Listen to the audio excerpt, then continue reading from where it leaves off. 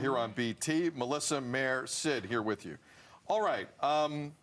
For those who aren't aware of the upcoming increase in the carbon tax in this country, the carbon tax is an effort by the federal Liberals to completely get everyone from you and I and us to big corporations to go off fossil fuels and eventually be on renewable energy all the time. This is not an easy thing to do. It is a necessary thing to do if you care about the Earth.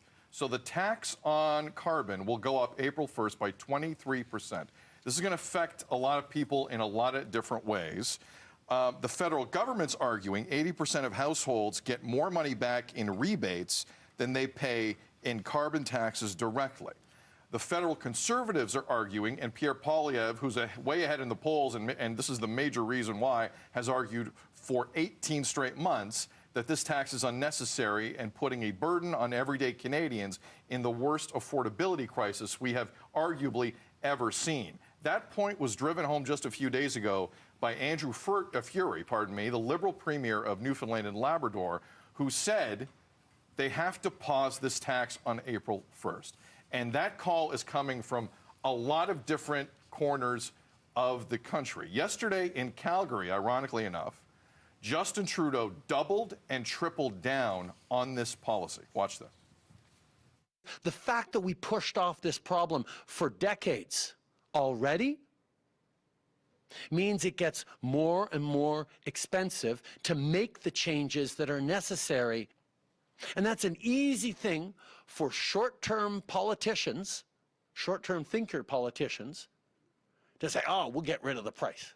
They don't talk about the fact that they're also going to get rid of that check, the Canada carbon rebate, that puts more money in the pockets of the vast majority of Canadians.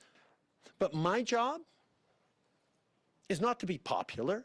My job, although it helps, my job is to do the right things for Canada now and do the right things for Canadians a generation from now. This isn't going away anytime soon. Meredith Shaw, if you were advising this Prime Minister, what do you say? Well, don't make that announcement in Calgary is where I start to say. I mean, we know how that province is feeling. Look, I think he's not wrong. I mean, this is not a popular tax, never is. But this is a necessary thing for us to eventually get on board with. I mean, that's just the bottom line truth. And it's never going to be great, no matter when it happens, and it's going to take a long time. So someone has to get in on it so that our country can get ahead of it and maybe be a leader in that space. But when you look at the situation that Canadians are in right now, and it is a different situation than they were when he first made these promises or these intentions, I think you got to look at your citizens and realize people are living very close to the line.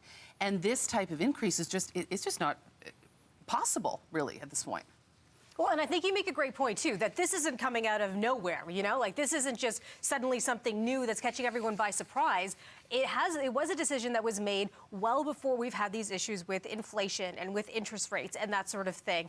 But if I was giving advice, though, I just wouldn't have something happen on April Fool's Day. You know? It's quite the day, isn't it? Well, yeah, that is a good point, It's too. giving Pierre Poilievre the opportunity to call it Justin Trudeau's, April Fool's Day tax and that sort of thing. So if I were to give one piece of advice, if you're going to have something new happen, have something that people maybe aren't too thrilled about happen, maybe not on April Fool's Day. Agreed. And I've run into PR people who don't realize the irony of doing anything on April Fool's Day. It's not a smart day to do stuff on, believe me. Look, I think the policy is the correct one. Mm-hmm. In any other environment, pun not intended, but this, okay? I mean, we've gone to the Supreme Court in this country and argued this policy, and the Trudeau government's come out on top in a big way. This has to happen. This is an issue we all have to deal with, and I will own an EV car in the next 3 years. I can guarantee you that. We've never seen an affordability crisis like this, however. And to sit there 20 points back in the polls, and I feel like this could be the end of his time as Prime Minister for this reason. Pierre Poilievre has got him. Because either way he goes here, Pierre Poilievre's going to win. If he doesn't cut this tax back by April 1st, the federal Conservatives are going to have a field day with this. And quite frankly, it's a message a lot of Canadians will receive from an anger standpoint.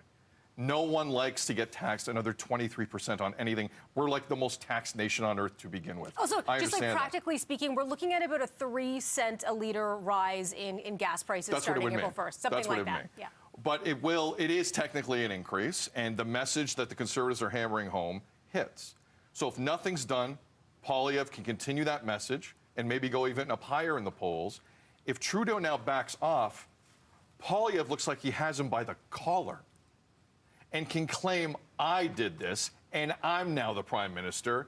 Thank you very much. Could Trudeau just say, hey, I'm listening to Canadians. I've heard That's what I think. People I are think saying, this could what actually premiers are be saying. a bonus for him in this moment of listening to sort of to his constituents. The problem with that, normally I'd agree with that. The problem is that message for the Conservatives has been out there for, the axe the tax has been out there for so long and not reputed much by this Liberal government. The messaging has been so poor.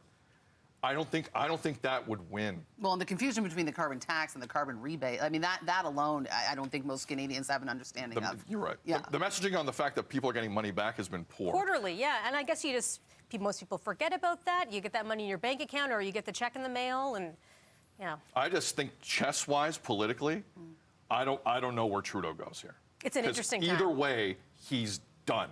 Either way, he drops further in the polls. You're going to need the Hubble telescope to see where his poll numbers are. Or it looks like Pierre Poilievre is now the unofficial Prime Minister of the country, and he can claim that because, I mean, he was in Etobicoke last weekend. He was in Etobicoke at a rally for this. He's going to the Maritimes this weekend. This is his campaign. He'll be dining out on this, 100%. 100%. But, I think that's part of the problem where Trudeau, who already has backed off this policy in the Maritimes a little bit with heating oil, I don't know where he goes. Let us know. Feedback at breakfasttelevision.ca. April 1st. The irony of that day, Melissa, talking April right. Fool's Day. April 1st, we could have a big story in this country. All right, we're going to take a break. Melissa's got more news coming up, including an update on what's happening southbound on the 400, major news there. Also, the time has finally come. Our two dudes are down and cruising at Universal Orlando Resort in Florida. Look at them. Having a good time. Look at them go. Shirts on and off. Yes. Yesterday, they got to transform into wizards and explore the wizarding world of Harry Potter. We'll hear all about their adventures coming up in just a bit. Oh, they have the sword. Gotta hand it to them. They're having a good time. Oh, look at them. More BT coming up.